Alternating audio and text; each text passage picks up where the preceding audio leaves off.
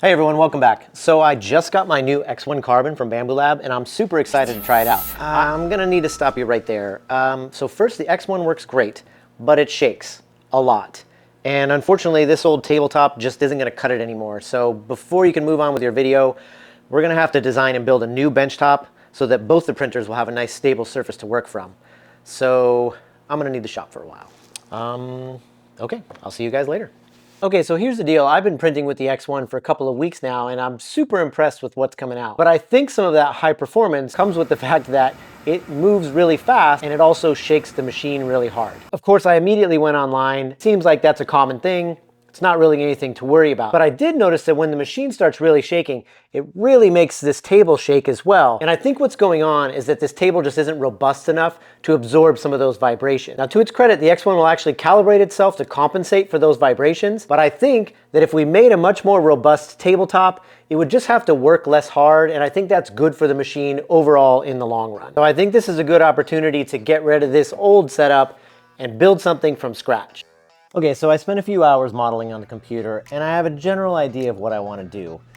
The problem I've run into is that since I know I'm doing this upgrade, I kind of want to do an upgrade to the upgrade and I want to add some storage, specifically for those little tools and things that I'm always using all the time for the 3D printers specifically. The problem is I don't really know how that's going to look. What I've learned about myself over the years is that I need to live with things before I can make really informed decisions. So I don't really know if the best place for those tools is going to be on the left side or the right side, or if they can go in a drawer, or if they need to hang somewhere. And I often will go through iteration after iteration before I land on something that I really like, or is really efficient and functions the way it needs to function. Because at the end of the day, this is a shop. I try to make it look nice, but I also need it to work. So here's where things landed. I'm going to be using the 1x3s to do the skirt and the ribbing on the inside. And I'll use this 3/4 inch paint grade plywood for the top surface and the bottom. I also found some of these old legs that I had made for a previous workbench that was fitted into a corner. So I only have 3 of them. But this will be good because I think this table is long enough that I can put one on each end and then one in the middle. And that will make that super sturdy. They also have these adjustable feet, which is going to be great because my shop is in a really old building and the floor isn't level at all. In fact, there can be as much as an inch in deviation from one place to another. So what this is going to allow me to do is to really stabilize that front side of the table without having to build some custom apparatus. Basically what all this is going to do is going to solve the primary problem. This is going to give us a nice solid surface to work from. It'll be super stable, mounted to the wall, minimize vibrations. This way I can get everything laid out and glued up, and that'll give me some time to think about any extra features I might want to add. So let's get to work on this.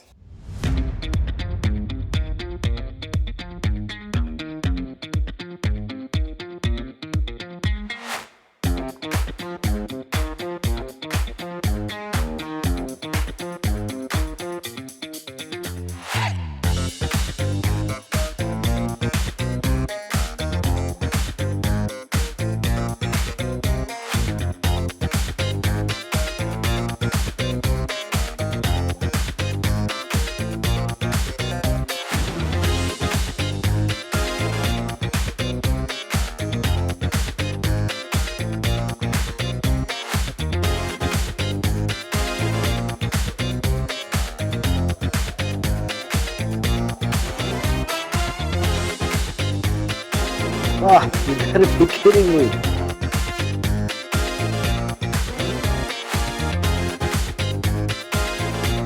So this is actually the surface that I want the top of the table to be. But before I flip everything over, what I want to do is make some marks so I know where these stringers are underneath. That way, when I go to drive the brads in, I'll have a good idea of where these braces are and I'll be able to hit those and not just empty space.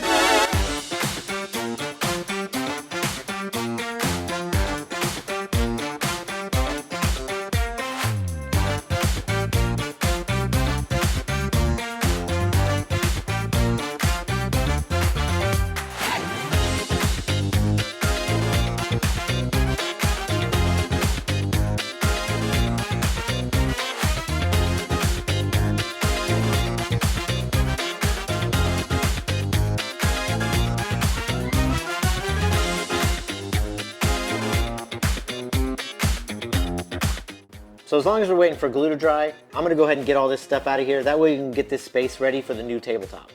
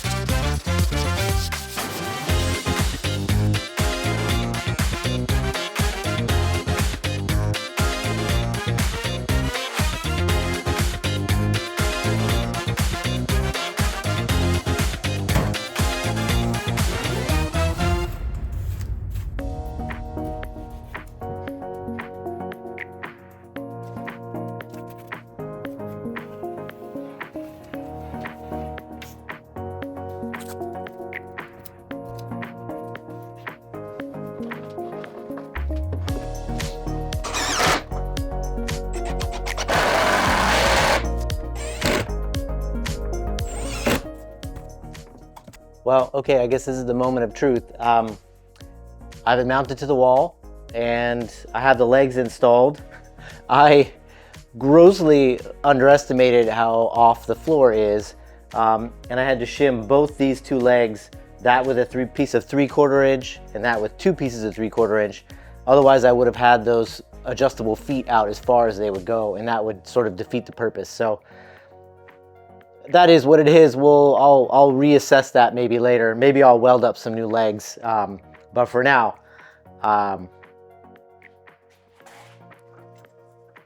it feels pretty good.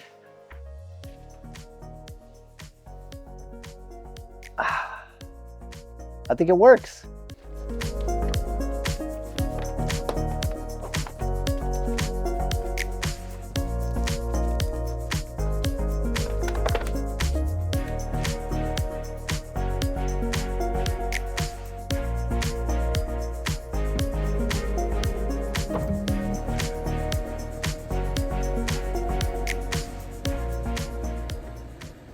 Well, the tabletop came out great. It's not fancy, but it gets the job done. And I think that's the real takeaway here.